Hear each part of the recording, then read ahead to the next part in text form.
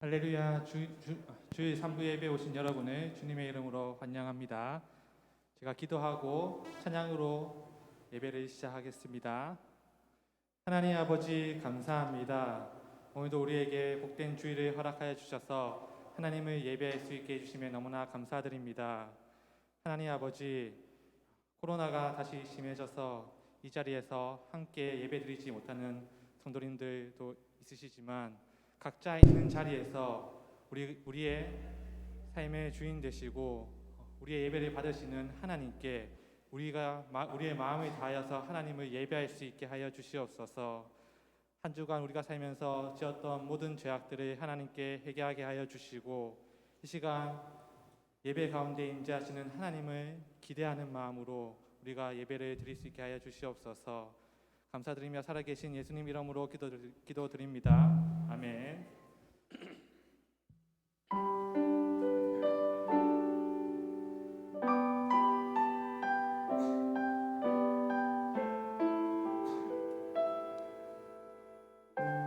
예수 사랑합니다.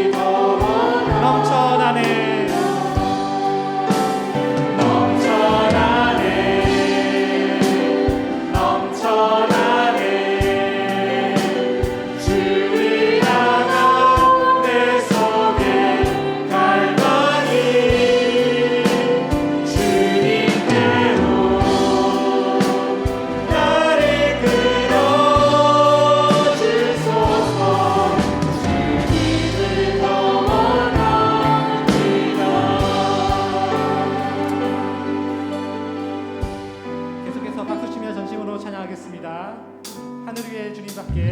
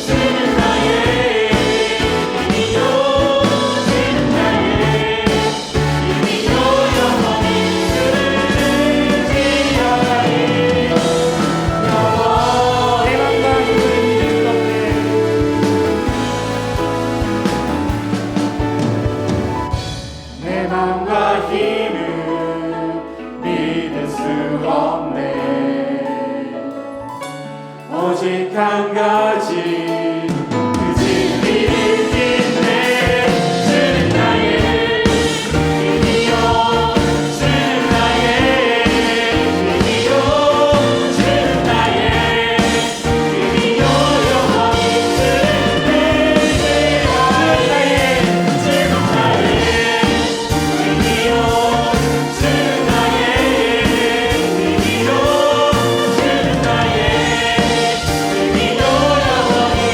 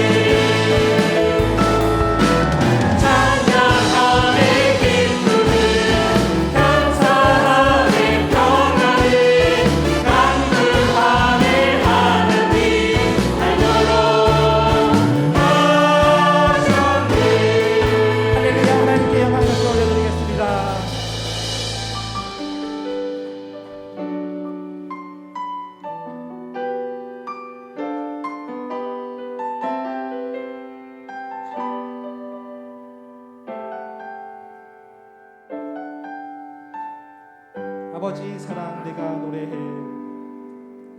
아버지 사랑 내가 노래해. 아버지 은혜 내가 노래해. 그 사랑 변함없으신 거짓 없으신 성실하신 그 사랑 사랑할 때 꺾지 않으시는 사랑할 때 꺾지 않으시는 꺼져가는 등불 끄지 않는 그 사랑 변함없으신 거짓 없으신 성실하신 그 사랑 다 같이 일어나서 찬양하겠습니다. 다 같이 일어나서 찬양하겠습니다. 날 위해 죽으신 날 위해 다시 사신 예수 그리스도 다시 오실 그 사랑 죽음도 생명도 천사도 하늘의 어떤 권세도 끊을 수 없는 영원한 사랑 날 위해 죽으신 그 사랑 날 위해 죽으신 날 위해 다시 사신 예수 그리스도 다시 오실 그 사랑 지금도 생명도 천사도 하늘의 어떤 권세도 끊을 수 없는 영원한 그 사랑 예수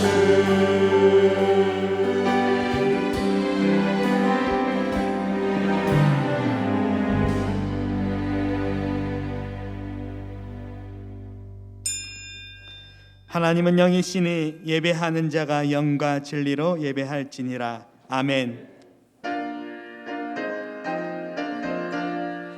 기쁨으로 주를 찬양해 전능의 주님을 찬양해 목소리 높이 역수를 찬양하라.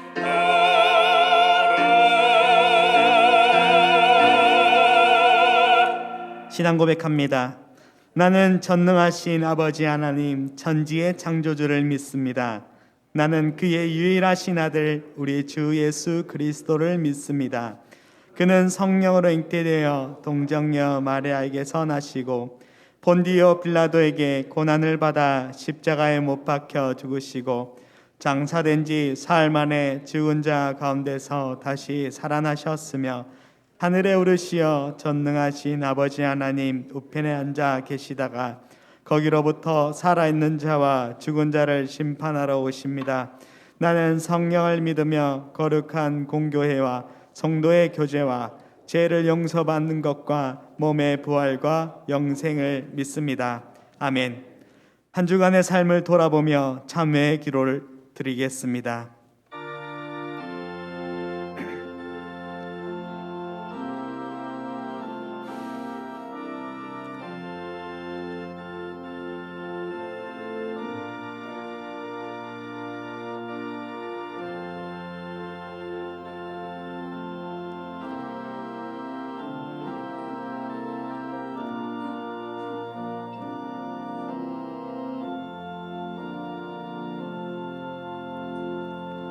우리는 그리스도 안에서 그의 은혜의 풍성함을 따라 그의 피로 말미암아 속량 곧 제사함을 받았느니라. 아멘.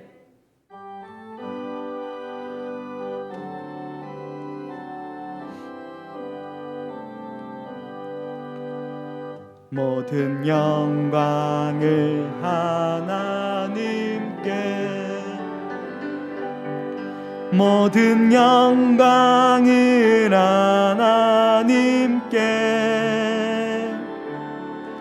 온 맘과 뜻 다해 주 사모합니다.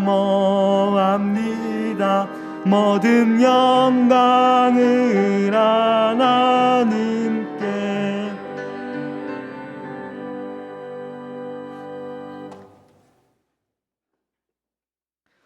제1은 너는 나 외에는 다른 신들을 내게 두지 말라.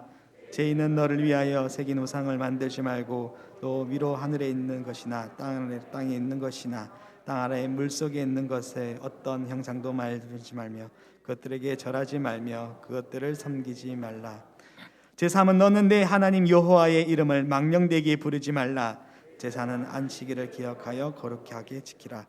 제5는 내 부모를 공경하라. 제6은 살인하지 말라. 제7은 간음하지 말라. 제8은 도둑질하지 말라. 제9는 내 이웃에 대하여 거짓 증거하지 말라. 제10은 내 이웃의 집을 탐내지 말라. 아멘.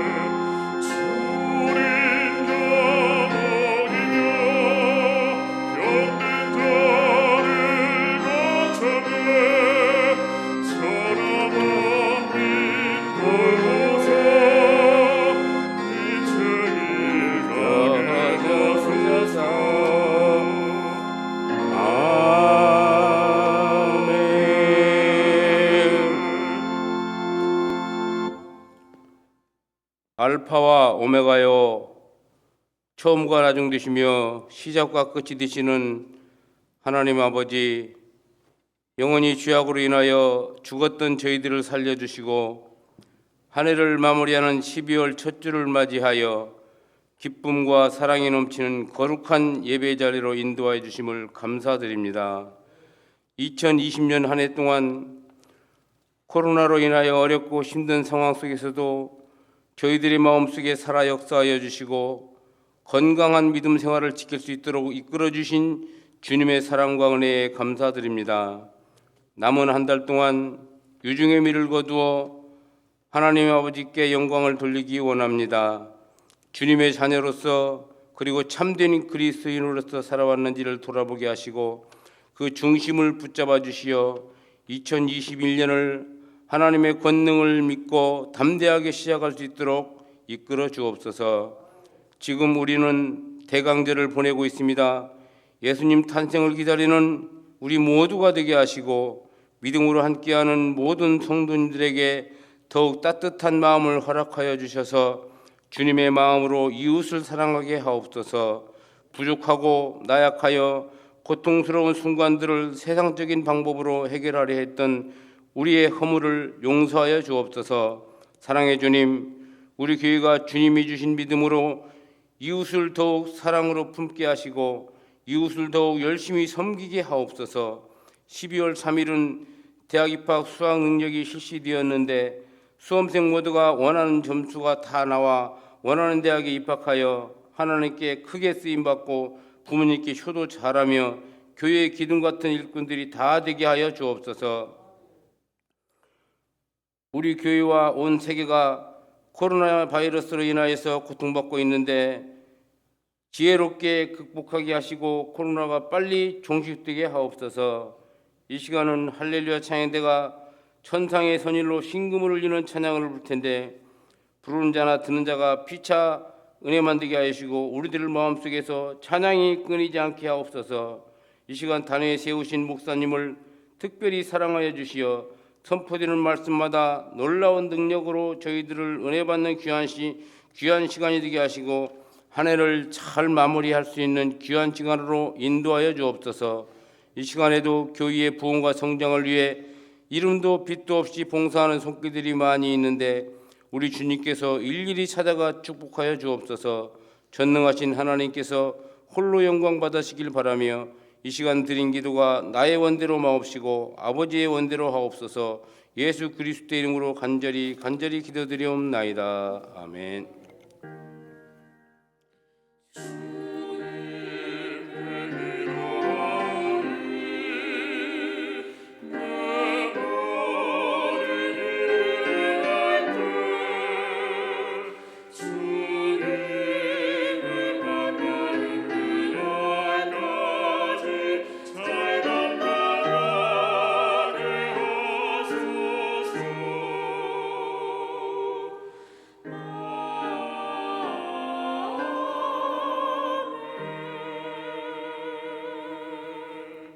일어나서 하나님의 말씀을 받겠습니다. 오늘 우리에게 주신 하나님의 말씀은 사도행전 2장 42절에서 47절 말씀입니다. 그들이 사도의 가르침을 받아 서로 교제하고 떡을 떼며 오로지 기도하기를 힘쓰니라. 사람마다 두려워하는데 사도들로 말미암아 기사와 표적이 많이 나타나니 믿는 사람이 다 함께 있어 모든 물건을 서로 통용하고 또 재산과 소유를 팔아 각 사람의 필요를 따라 나눠주며 날마다 마음을 같이하여 성전에 모이기를 힘쓰고 집에서 떡을 떼며 기쁨과 순전한 마음으로 음식을 먹고 하나님을 찬미하며 또 온 백성에게 칭송을 받으니 주께서 구원받는 사람을 날마다 더하게 하시니라. 아멘.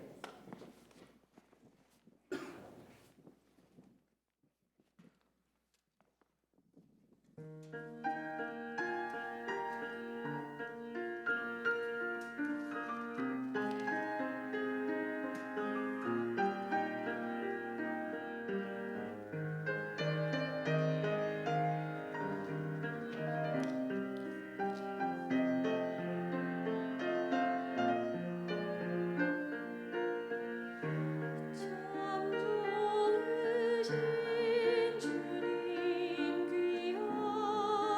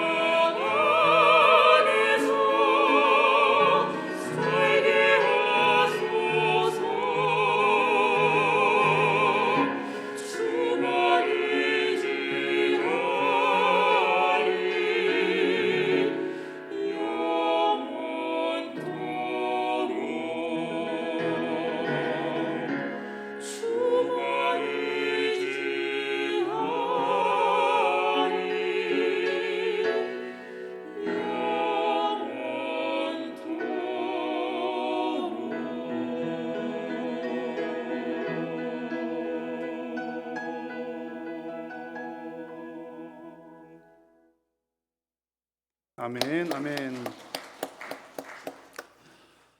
네, 이 귀한 찬양과 또 우리 함께 예배하는 이 예배를 또 각 가정에서 또 온라인으로 참여하는 우리 모든 예배를 우리 하나님께서 기뻐 받으실 줄로 믿습니다. 우리 옆에 계신 분들과 함께 이렇게 사랑의 인사를 나누면 좋겠습니다. 사랑합니다. 축복합니다. 사랑합니다. 축복합니다.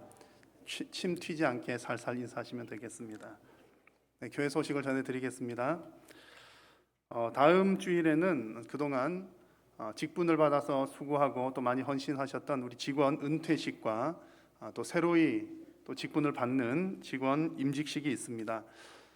사정상 3부 예배를 마친 후에 본당에서 이어서 진행을 할 예정입니다. 그리고 또 코로나 그 단계 격상에 따라서 뭐 다른 변화가 있으면 문자 메시지를 통해서 여러분들에게 알려드리도록 하겠습니다. 결혼 소식입니다. 우리 사교구 6남전도회 권일민 안수 집사님, 우리 15여전도회 안경림 권사님의 차남인 태수군의 결혼 예식이 돌아오는 토요일에 있습니다. 토요일 오후 6시 30분 빌라드 GD 청담에서 있습니다. 교회에서는 5시에 출발을 하도록 하겠습니다. 많이 축하해 주시고 또 축복해 주시고 기도해 주시면 좋겠습니다. 우리 교우 소식에 관한 안내입니다. 우리 입원하시거나 수술하시거나 또 개업하시거나 또 우리 교우들의 소식들이 있는데 어떤 경우에는 참 씻기 어려운 경우도 있고 또 어떤 경우에는 또 주보를 통해서 함께 또 기도해야 될 경우들이 있습니다. 근데 성도님들에 따라서 씻기를 원하시는 분도 있고 또 원치 않으시는 분들도 있기 때문에 이제 원하시는 분들 교회로 연락 주셔서 제가 이런 일이 있습니다 또 알려주시는 분들에 한해서 주보에 싣고 또 함께 기도하도록 하겠습니다. 여러분들 잘 참고하시고 또 당사자는 또 잘 모르실 수도 있으니까 우리 옆에 계신 같은 구역 식구나 또 기관이나 또 가까이 계시는 분들께서 잘 챙겨 주셔서 이렇게 함께 기도해야 될 일이다 싶으면 또 본인의 의사를 물어서 또 교회로 알려주시면 우리가 함께 기도하도록 하겠습니다. 오늘 예배를 마친 후에 이 자리에서 정기 재직회로 모이도록 하겠습니다. 이 일을 위해서도 여러분 기도해 주시기를 바랍니다. 나머지 광고들은 주보를 참고해 주시기 바랍니다. 봉헌 찬송 드리겠습니다.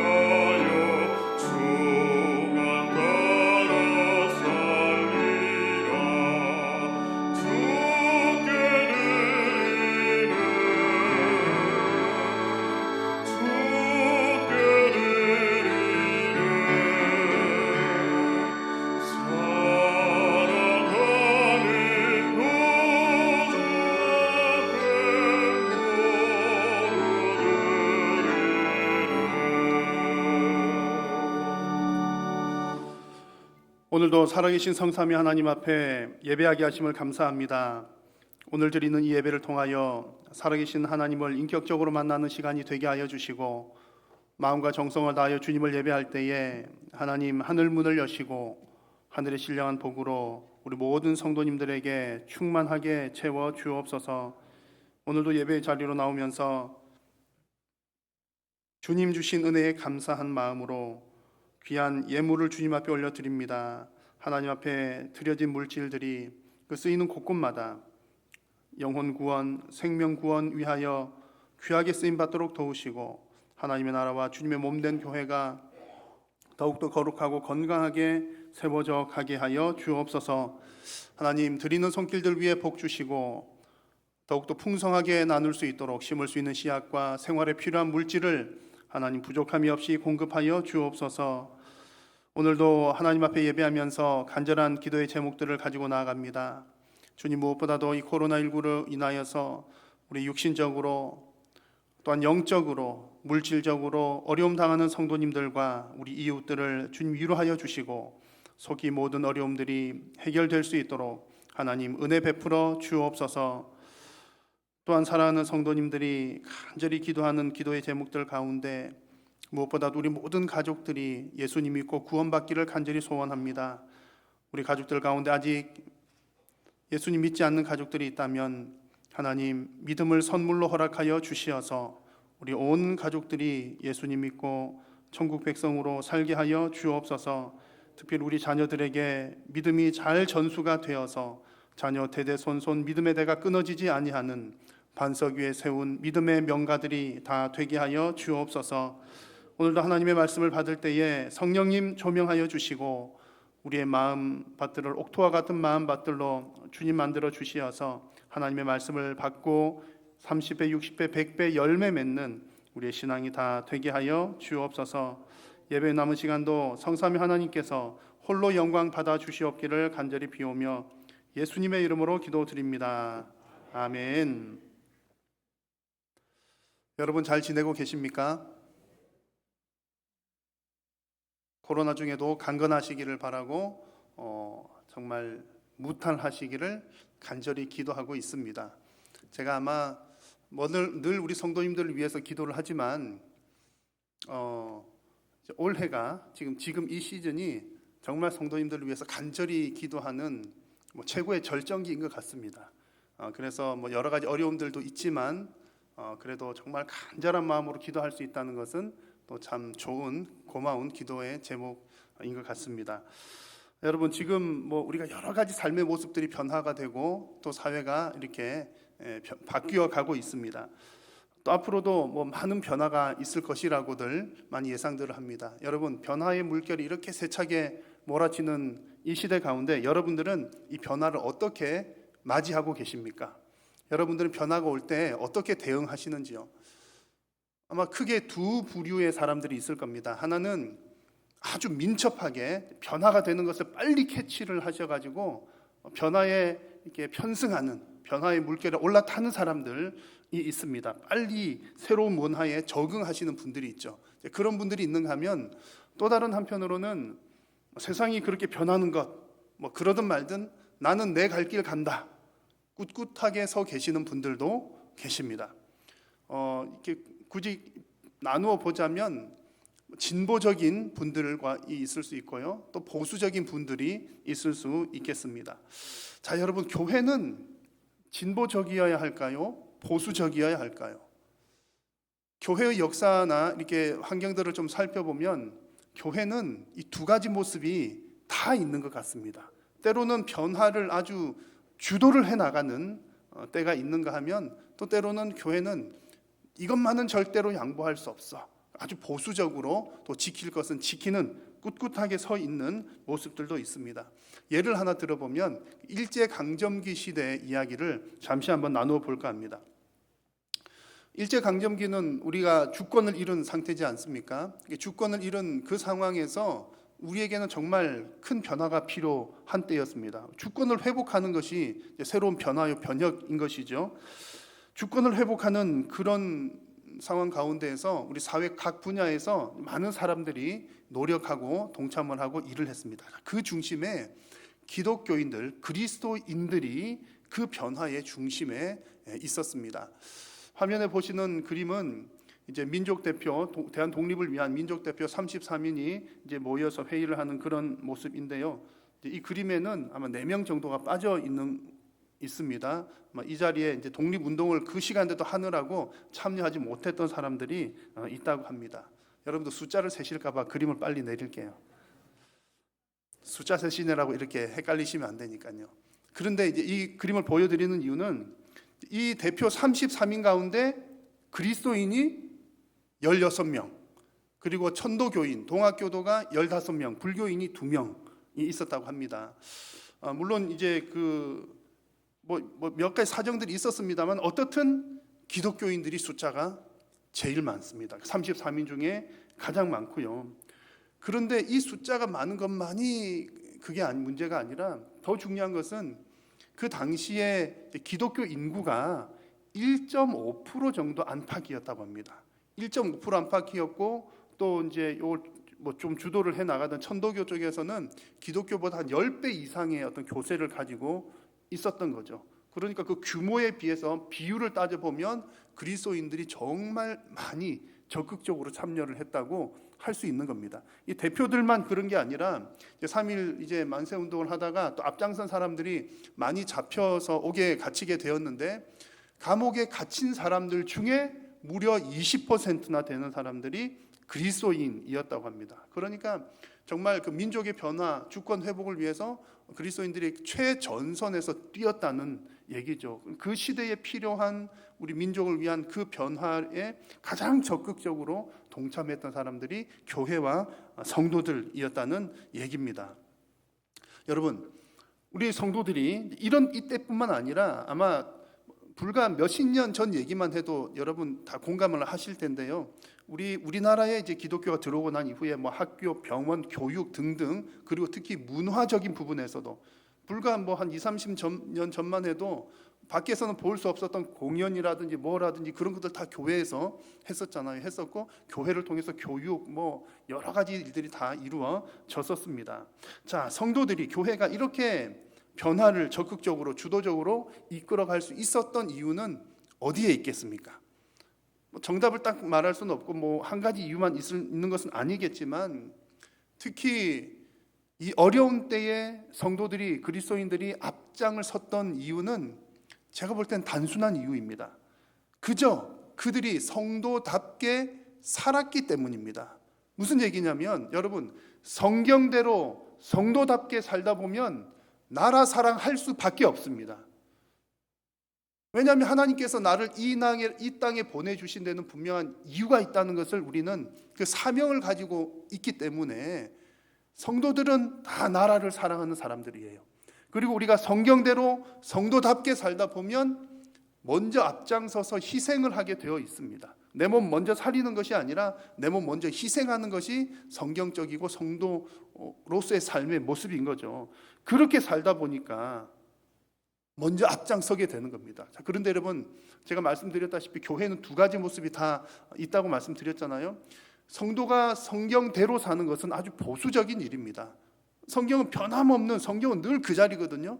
그 성경대로 산다는 것은 아주 보수적인 일인데 그렇게 보수적인 모습들이 오히려 변화와 변혁을 일으키는 주체가 되기도 했다는 그런 얘기입니다. 여러분 이런 얘기 드리는 것은 지금 코로나로 인해서 여러 가지 문화와 사회들이 변화되어가는 이 시점에 이 시기에도 우리 교회와 성도들이 주도해야 할 변화가 있습니다. 뭐 사회가 변하는 것, 바뀌는 것, 또 과학이 발전하는 것들은 그 전문가들에게 맡겨야 될 일이겠지요. 그런데 적어도 이 시기 가운데 영적인 부흥을 이루는 것은 우리 교회와 성도들의 몫인 줄로 믿습니다. 지금 이 시기는 어느 때보다 영적 부흥이 필요한 때입니다. 나 개인을 위해서도 그러고요. 이 세상을 위해서도 그렇습니다. 막 바뀌어져 가고 변화되어져 가고 사람들 우울해하고 힘들어하고 어려운 이때에 여러분 내가 살고 이웃이 함께 살 수 있는 길 우리는 알지 않습니까? 예수님 믿고 우리가 영적으로 바로 서 있을 때에 이 어려움들을 능히 이겨낼 수가 있는 것입니다. 그러면 여러분 어떻게 우리가 영적 부흥을 이루고 어떻게 이 시기를 변화시켜 나갈 수가 있을까요? 그 맥락은 항상 같습니다. 성도들이 성경대로 성도답게 살고 교회가 교회로서의 본질 그 역할들을 감당하면 그것이 바로 영적 부흥을 이루는 지름길인 줄로 믿습니다. 오늘 우리가 함께 읽은 초대교회의 성도들의 모습이 바로 그렇습니다. 그냥 성도답게 성경대로 살아갔을 뿐인데 특별한 것도 없어요. 제가 볼 때는 그냥 평범하게 사는 겁니다. 그냥 신앙인의 모습대로 살았는데 성령 받고 은혜 받은 대로 그냥 살았는데 그렇게 살았을 뿐인데 오늘 말씀 마지막 구절에 보니까 주께서 구원받는 사람을 날마다 더하게 하신다는 놀라운 영적인 부흥, 교회의 부흥, 그리고 교회가 부흥한 것, 영적인 부흥을 이루는 것이 결국에는 세상이 바뀌는 일이거든요. 세상이 변화가 되었다는 그런 말씀입니다. 그래서 오늘 이 이야기들 쭉 함께 나눌 때에 하나님께서 주시는 이 말씀을 통해서 저와 여러분들이 큰 결단도 아닙니다. 그렇습니다. 하나님 제가 정말 말씀대로 성도답게 살겠습니다라고 결단하시면서 우리 하나님의 큰 은혜를 또 하나님의 큰 역사를 경험하는 시간이 되시기를 바랍니다. 자, 초대교회 성도들이 살아가는 모습 보면요 너무나 평범합니다. 별 것 없습니다. 게다가 오늘 이 본문은 너무나 익숙하고 여러분 잘 아시는 얘기예요. 그래서 제가 설교를 짧게 할 겁니다. 너무 잘 아는 내용이기 때문이죠. 성도들이 사는 모습 보니까 첫 번째는 하나의 말씀, 하나의 가르침을 받는 삶을 살았습니다. 자, 42절은 이렇게 시작을 하죠. 그들이 사도의 가르침을 받아라고 시작합니다. 사도의 가르침을 받아. 사도의 가르침이라고 한 말을 이렇게 이제 헬라 말을 이렇게 좀 쪼개서 살펴보면 이런 내용입니다. 사도라고 하는 말은 복수 형태예요. 여러 명이라고 하는 형태로 되어 있고요. 가르침은 단수 형태, 하나의 가르침이라고 하는 형태로 되어 있습니다. 그러니까 여러 사람들이, 여러 사도들이 하나님의 말씀을 가르쳤지만 가르치는 그 내용은 한 가지였더라, 그런 얘기입니다. 다른 말로 하면 초대교회에 모였던 성도들은 말씀으로 하나가 되어 있었더라는 그런 의미입니다. 여러분, 우리 성도들의 신앙생활에 있어서 하나님 말씀으로 하나 되는 것은 가장 중요한 문제입니다. 왜냐하면 하나님 말씀이 빠지면 우리의 신앙에 의미가 없기 때문에 그렇습니다. 그래서 교회 공동체는 말씀으로 하나 되는 것이 무척 중요합니다. 지금 저와 여러분들이 함께 이 자리에 모인 것도 그렇지 않습니까? 우리가 다른 목적으로 하나가 되는 것이 아니라 우리는 오직 하나님의 말씀 안에서 저와 여러분들은 지금 하나가 되어 있는 상태입니다. 그래서 하나님의 말씀이 없는 곳은 교회라고 할 수 없고요. 또 교회라고 하는 이름으로 모여서 하나님의 말씀을 강론한다 하더라도 하나님의 말씀이 왜곡된 곳은 건강한 교회가 아닙니다. 그래서 우리가 1시간 예배를 드리는데 이 예배 시간 중에 말씀을 전하고 강론하는 시간이 가장 길어요. 이 가장 긴 이유도 우리 신앙에 있어서 하나님의 말씀이 가장 중요하기 때문입니다. 그래서 교회가 여러 가지 프로그램 진행할 때도요, 재미없는 것들만 하잖아요. 뭐 재밌는 것 좀 많이 하면 좋겠는데 뭐 합시다 그러면 성경 읽는 것, 성경 공부하는 것, 무슨 대회를 해도 성경 퀴즈 대회 뭐 이런 것들을 하지 않습니까? 그런 이유가 바로 교회의 존재 이유 자체가 하나님의 말씀에 있기 때문입니다. 특히 여러분, 이단들의 영향력이 큰 시대일수록 이 부분이 너무나 중요합니다. 이단은 하나님 말씀을 가지고 오잖아요. 그런데 잘못 해석을 하는 거예요. 그래서 하나님의 말씀을 정확하게 알지 못하면 내 영혼을 빼앗기게 되는 겁니다. 그래서 이단들이 많은 시대일수록 우리는 하나님의 말씀 앞에 더 바르게 서야 합니다. 근데 요즘 같은 때는요, 초대교회 때 그렇게 했던 것처럼 말씀으로 하나 된다는 것이 좀 어려운 시대입니다. 왜냐하면 워낙 이단들이 많은 그런 부분들도 있기도 하지만 또 다른 한편으로는 워낙 학문적인 면에서 신학이 많이 발달을 했어요. 여러 갈래로 발전을 했습니다. 성경은 하나인데 성경을 해석하는 그 학문적인 견해들이 워낙 다양하다 보니까 이단은 아니지만 이 교회 갔을 때 설교 들을 때랑 저 교회 갔을 때 설교 들을 때랑 뭐 좀 결이 다를 때가 있습니다. 게다가 요즘에는 온라인으로 인해서 얼마나 정보가 빠릅니까? 그러다 보니까는 뭐 각가지 여러 견해들을 아주 쉽게 빠르게 접할 수가 있는 겁니다. 예를 들면은 여러분들은 오늘 이렇게 이제 교회 오셔가지고 하나님 말씀을 들을 때에 장로교 교리에 기초해서 해석한 하나님 말씀 설교를 듣고 계시는 거거든요. 장로교 기반의 말씀을 들으시는데 오늘 저녁에 댁에 가셔가지고 또 혹은 이제 주중에 또 이제 하나님 말씀을 은혜를 사모하는 마음으로 이제 TV를 키거나 인터넷을 이렇게 키셨는데 만약에 이제 그 나오는 말씀이 이제 알미니안 교리를 기반으로 한 설교를 들으셨다면 이게 느낌이 다른 거예요. 그러면 성도님들이 좀 혼란이 올 수도 있다는 그런 얘기입니다. 그래서 뭐 그렇다고 해서 해석이 조금 다른 부분들이 나쁘다는 그런 견해는 아니고요. 또 뭐 다른 설교를 들으면 안 된다는 그런 말씀도 결코 아닙니다. 그러나 중요한 것은 우리가 바른 성경 해석 중심으로 교회가 하나가 되어야 하고 또 그 다음에 어느 교인이든 우리 한일교회는 우리 한일교회 또 뭐 아무개 교회는 아무교회 그 교회에서 선포되는 말씀 중심으로 교회가 하나가 되는 것이 아주 중요합니다. 그렇게 할 때에 우리가 마음이 하나로 모아지고 우리가 한 표대를 향하여 갈 수가 있고 그렇게 할 때에 하나님께서 하실 일들을 원활하게 이룰 수가 있는 겁니다. 초대교회 성도들이 살아가는 모습들이 바로 그러했습니다. 별일은 아니지만 하나님의 말씀으로 한 말씀으로 이루어진 하나된 그 모습을 통해서 하나님의 놀라운 역사들이 계속해서 일어났던 겁니다. 여러분, 우리 한일교회가 말씀으로 하나 되는 거룩하고 건강한 우리 교회 공동체가 되기를 축복합니다. 자, 초대교회를 살펴보니까 또 두 번째로 중요한 특징의 하나는 초대교회는 영적 공동체였다는 겁니다. 뭐 당연한 이야기이긴 합니다만 영적인 공동체라고 하는 얘기는 무슨 뜻입니까? 우리의 모임 자체가 그리스도의 몸을 형성하는 모임이라는 얘기입니다. 그리스도의 몸을 형성하는 것, 뭐 개인의 어떤 취미를 위해서나 다른 목적들로 모이는 것이 아니라 예수님의 몸으로 모였다는 것이고, 그것이 바로 영적인 일이라는 뜻입니다. 그러면 아니 뭐 예수님의 몸으로 모인다, 영적인 일이다, 이게 감이 잘 안 잡힐 수 있겠습니다.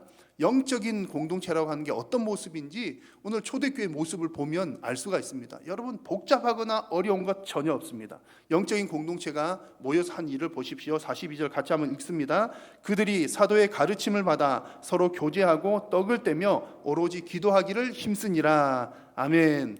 여기 네 가지가 나오는데 이게 명사 형태로 하나하나 이렇게 되어 있어요. 말씀 배우는 것, 교제하는 것, 떡을 떼는 것. 떡을 떼는 것은 성찬을 했다는 의미로 받으시면 됩니다. 성찬하는 것, 그리고 기도하는 것. 이 네 가지 일들을 많이 했는데 마지막 번 어떻게 했더라? 힘쓰니라, 열심히 했더라는 겁니다. 여러분, 이 중에서 뭐 특별하고 어려운 것 있습니까? 초대교회에 했던 것, 말씀 배우고 서로 교제하고 떡을 떼 성찬하고 기도하는 것, 이런 활동들이 영적인 활동이었다는 얘기입니다. 이런 일들을 힘써 노력하는데, 이런 일들을 하려면 어떻게 해야 되죠? 모여야지 이 일들이 가능했던 겁니다. 초대교회 때. 그래서 46절에 보니까 날마다 마음을 같이하여 성전에 모이기를 힘썼다 그랬습니다. 공동체라고 하는 것은 한 몸입니다. 집단이고요. 그래서 모인다는 것이 기본입니다. 지금은 참 우리 코로나 때문에 전 세계적으로 모인다고 하는 것에 대해서 불편한 마음이 생기기도 하고, 또 모인다라고 하는 의미를 다양하게 해석하기도 합니다. 어떤 사람들은 얘기하기를, 아니 몸만 모이면 무엇합니까? 몸은 여기에 있지만 마음이 콩밭에 가 있으면 안 모인 것 아닙니까? 그 얘기도 맞는 얘기예요. 그렇지 않습니까? 그렇습니다. 그래서 뭐 모인다는 말을 여러 가지로 해석을 하고 수 있겠지만, 어떤 형태이든 우리가 마음을 같이 하는 그런 모임이 반드시 필요하다는 겁니다. 그러니까 나 혼자서는 안 된다는 얘기죠. 그래서 이 세상이 아무리 급격하게 변화해 가고 그냥 너 혼자 살아야 돼 뭐 그렇게 한다 할지라도 우리 신앙의 공동체는 그것 아니라는 얘기입니다. 반드시 우리는 서로가 어떤 형태로든 서로가 연결이 되어 있어야 우리 공동체가 되는 겁니다. 천국을 한번 여러분 생각을 해보십시오. 천국에서 과연 혼자 사는 사람이 있을까요? 하나님과 함께 지내고 함께 찬양하고 함께 즐거워하고 기뻐하는 그런 모습입니다. 그래서 성도는 어떻든 어떤 형태로든, 형태는 좀 바뀌어질 수는 있어요. 어떤 형태로든 신앙 공동체에 연결이 되어 있어야 합니다. 그리고 그 모여서는 뭐 한다고요? 영적인 활동들을 해야 된다는 겁니다. 다른 것 아니라 영적인 활동들, 말씀, 기도, 교제, 성찬, 이런 것들요. 이런 것들이 없다면 그 모임은 또 역시 교회로서의 바른 모습이 아닌 겁니다. 이게 여러분 어려운 내용이 아님에도 불구하고 하나님 말씀에서 이런 부분들을 대단히 많이 강조를 합니다. 강조를 하는 이유는 이런 정체성들이 흔들리는 경우들이 많기 때문에 그렇습니다. 별것 아닌 것처럼 보이지만 이런 일들이 일어나지 않아요. 교회라고 해서 와서 모였는데 영적인 활동들이 일어나지 않아요. 그리고 또 모이기를 힘쓰지 않아요. 그렇다면 너무나 평범한 이 일들, 교회 공동체로서의 영적인 일들이 일어나지 않는 겁니다. 여러분들께서 모이시는 그 모든 모임이 영적인 모임이 되시기를 바라고, 구역 모임이든 전도의 모임이든 또 성도들 간의 교제이든 영적인 모임이 되시기를 바라고, 그 모든 영적인 모임 가운데 여러분들의 신앙의 성숙과 또 하나님의 영광이 드러나기를 바랍니다. 그래서 요즘 코로나 때문에 모이기는 힘들지만, 이렇게 대면으로 모이긴 힘들지만 또 세상 좋잖아요. 줌, 여러분 아십니까? 줌? 뭐 이렇게 어쨌든 인터넷으로 서로 얼굴 보면서 뭐 하는 게 있습니다. 지금 구역 모임 그렇게 하는 구역들도 들어 있고요. 또 성경 공부 프로그램 여러 개 지금 진행 중에 있고요.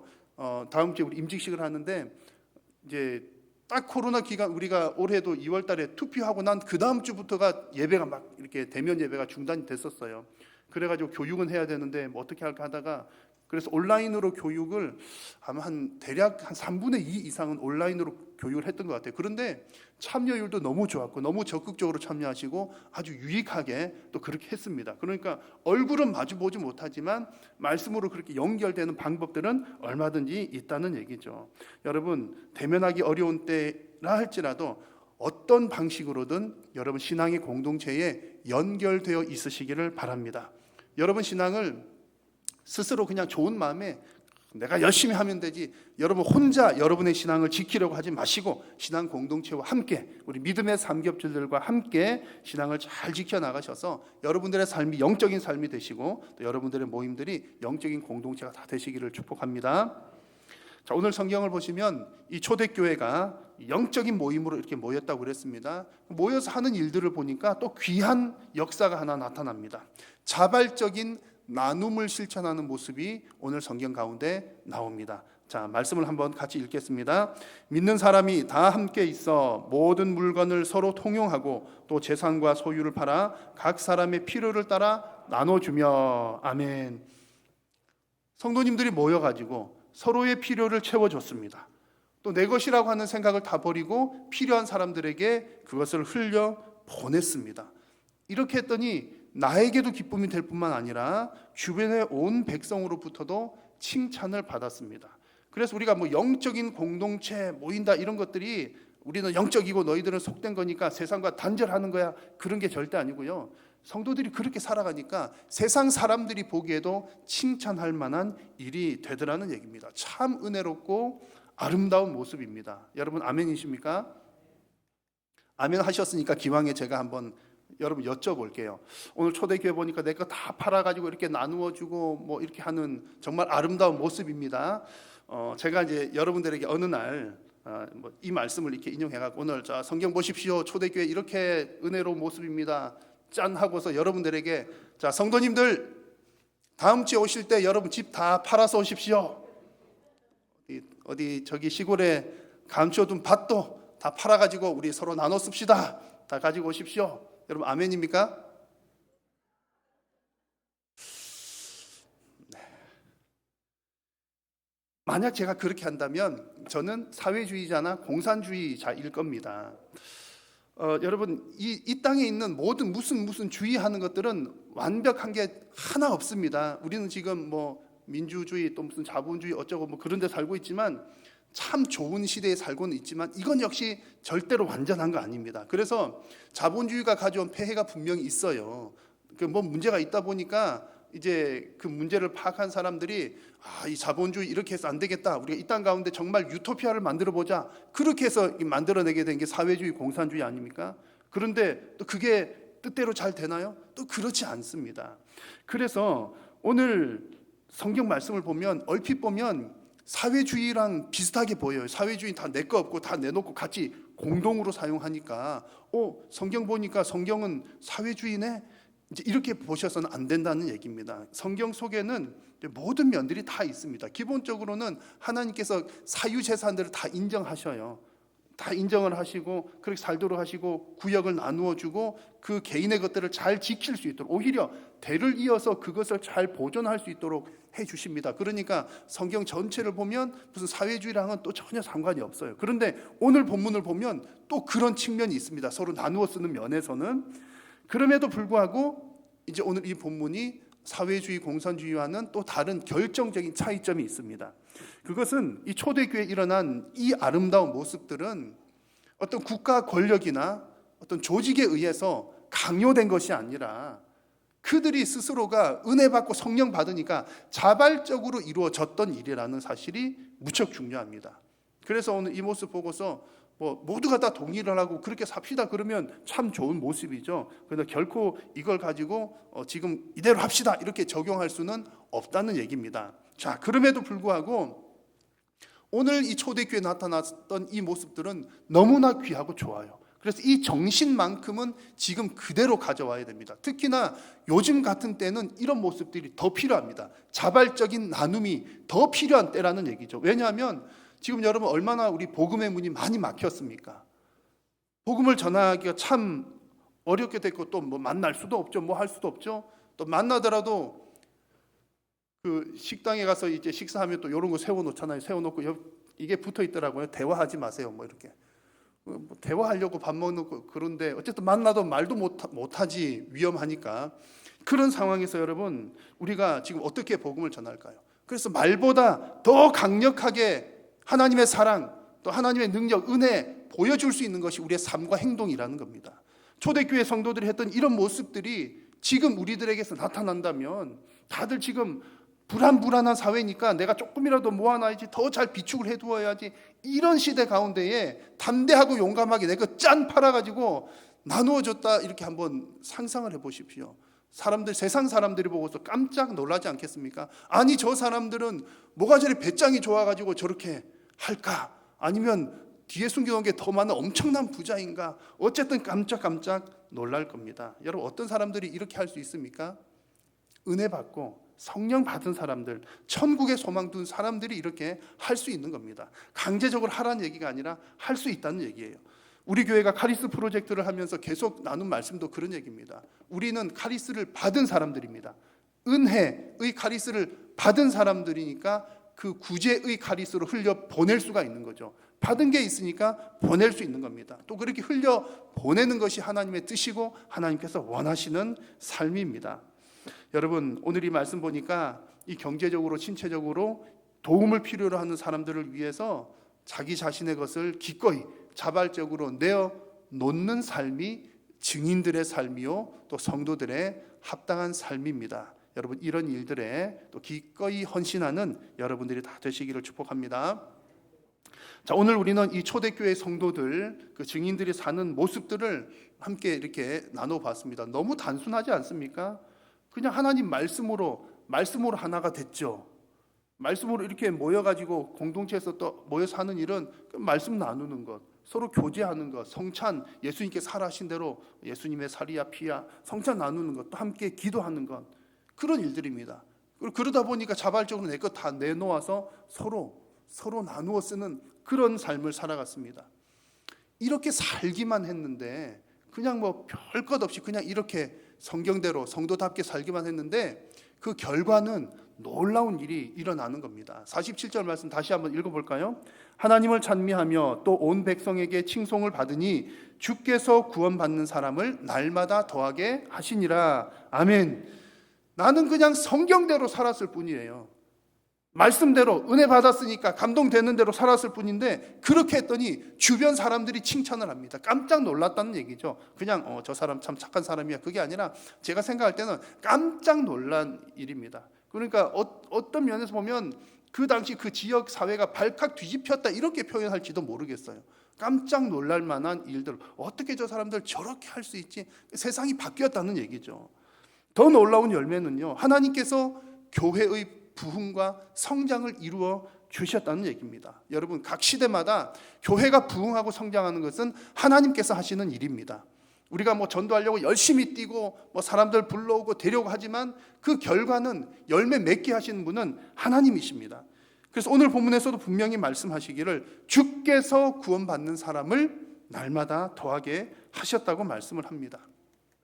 지난번 사도행전 말씀 나눌 때는요, 베드로가 그저 증언했을 뿐인데 예수님 부활하셨습니다, 예수님 이런 분입니다라고 그냥 증언했을 뿐인데 그날 그 자리에서 세례받고 변화된 사람들이 3,000이나 더했다 그랬습니다. 이렇게 증언했을 뿐인데 3,000명이나 각서 쓰기 한 것도 아니고요, 증언했을 뿐인데 오늘 말씀에서는요 그냥 가르침을 받아서 영적인 공동체로 말씀대로 서로 나누면서 살았을 뿐인데 주께서 구원받는 사람들을 날마다 더하게 해 주셨습니다. 여러분 구원받은 사람들이 많아졌다는 얘기는요, 교회로서는 부흥을 경험하는 것이고 이 세상 사회로서는 이 세상이 좋은 방향으로 변화되어가는 과정입니다. 여러분 오늘 이 말씀 들으시면서 어려운 부분들이 있으십니까? 너무나 심플하지 않습니까? 이렇게 간단한데 생각보다도 이 일에 동참하는 사람들은 많지가 않습니다. 저는 워낙 좀 부족한 사람이어가지고 저는 이제 오랫동안 좀 착각에 빠졌었어요. 어떤 착각이냐면 이 세상에 정말 예수님 믿는 사람 많구나. 왜냐하면 가는 곳마다 다 예수님 믿는 사람이에요. 여러분 다 예수님 믿으시죠? 보세요, 여기 전부 다 예수님 믿잖아요. 저는 가는 곳마다 만나는 사람마다 거의 대부분 예수님 믿는 사람들이더라고요. 그래서 제가 착각을 했죠. 이 세상 예수님 믿는 사람 정말 많구나. 또 이렇게 만나는 사람마다 다 성도님들이니까 다 착하시잖아요. 이 세상 사람들 참 착하구나, 살만하구나, 이런 생각들을 오랫동안 했었습니다. 그런데 이제 그런 느낌들을 늘 가졌다는 얘기죠. 그런데 수치상으로 이렇게 보면 예수님 믿는 사람들은 안 믿는 사람들에 비해서 비율이 적습니다. 또 예수님 믿는다고 하지만 또 헌신하고 결단하는 숫자는 더 적습니다. 그래서 예수님께서도 이런 말씀을 하셨지요. 좁은 문으로 들어가라. 멸망으로 인도하는 문은 크고 그 길이 넓어 그리로 들어가는 자가 많고 생명으로 인도하는 문은 좁고 길이 협착하여 찾는 자가 적음이니라 라고 말씀을 하셨습니다. 여러분, 성도가 증인으로 살아가는 것 좁은 문으로 가는 겁니다. 좁은 길로 가는 거예요. 불편합니다. 힘듭니다. 어렵습니다. 그러나 예수님께서 좁은 문으로 들어가라 말씀하십니다. 왜냐하면 그것이 생명으로 인도하는 문이기 때문입니다. 그곳에서 생명의 역사가 일어나기 때문입니다. 여러분, 우리가 좁은 문으로 갈 때, 하나님 말씀대로 성도답게 살아갈 때, 여러분 그곳에서 나의 영혼도 잘 되는 줄로 믿습니다. 또한 나의 영혼이 잘 될 뿐만 아니라 남의 영혼을 살리는 역사도 그곳에서 일어납니다. 여러분, 지금은 그 어느 때보다 이런 영적인 부흥이 필요한 때입니다. 세상이 막 변하잖아요. 변하는데 그냥 가만히 있으면 나도 모르게 막 그냥 휩쓸려 가버립니다. 가다가 보면 좋은 길로 갈까요? 글쎄요, 인간의 역사는 하나님 측면에서 볼 때는 과학과 여러 기술들은 발전할지 모르지만 하나님과 점점 멀어지게 하는 문화들이 대단히 많습니다. 여러분, 이렇게 사회가 급변할 때일수록 우리는 영적인 변화를 더 적극적으로 주도해야 할 줄로 믿습니다. 이것이 우리 성도들이 교회를 살리고 또한 우리 이 나라를 살리고 민족을 살리는 길인 줄로 믿습니다. 오늘 함께 예배하는 모든 성도님들께서 오늘 하나님께서 주신 이 메시지를 받으십시오. 성경대로 성도답게 초대교회 증인으로 살아가신다면 하나님께서 영광을 받으시고 그렇게 살아가는 저와 여러분들을 통해서 하나님께서 하나님의 놀라운 일을 이루실 줄로 믿습니다. 기도하겠습니다. 살아계신 우리 하나님, 은혜를 감사합니다. 오늘도 사랑하는 성도님들이 하나님 앞에 마음과 정성을 다하여 예배하였습니다. 또한 하나님 주시는 말씀을 들었습니다. 하나님, 사회가 급변하는 이 시대 가운데에 무엇보다도 우리 성도와 교회들을 통하여서 영적인 변화를 더욱더 적극적으로 주도해 나갈 수 있도록 인도하여 주옵소서. 어렵고 힘든 길이 아니라 좀 불편하지만 좁은 문이지만 그러나 성경대로 성도답게 살아갈 때에 하나님께서 이 역사를 이루어 주실 줄로 믿습니다. 하나님의 놀라운 역사를 경험하는 우리 모든 성도님들 되게 하여 주옵소서. 예수님의 이름으로 기도드립니다. 아멘.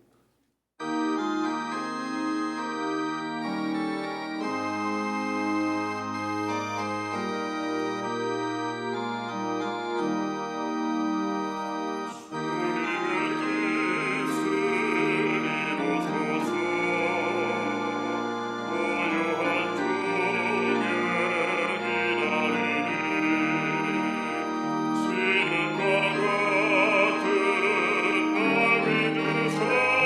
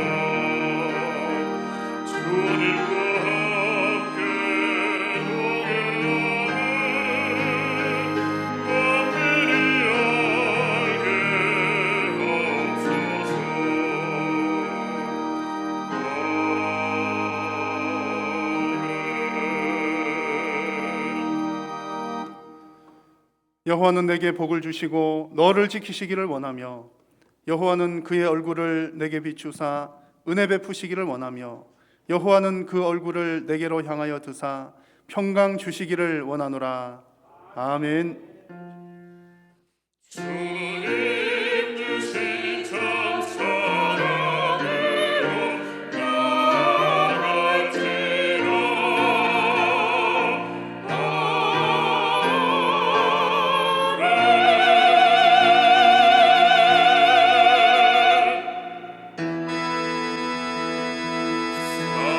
살아계신 주 나의 작은 소망 걱정일시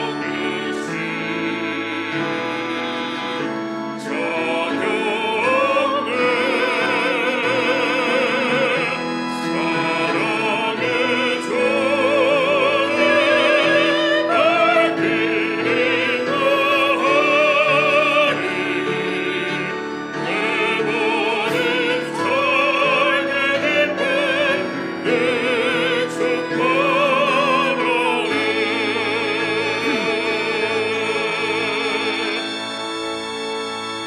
예배를 마쳤습니다. 한 주간 주 안에서 평안하시길 바랍니다.